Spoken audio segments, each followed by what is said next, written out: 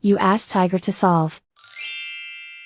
This deals with linear equations with one unknown.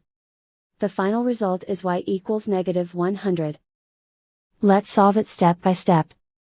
Move the negative sign from the denominator to the numerator. Isolate the y. Multiply both sides by 10. Group like terms. Multiply the coefficients. Simplify the arithmetic.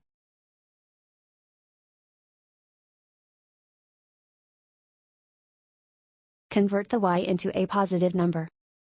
Multiply both sides by -1.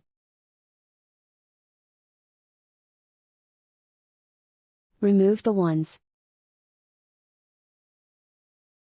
Simplify the arithmetic.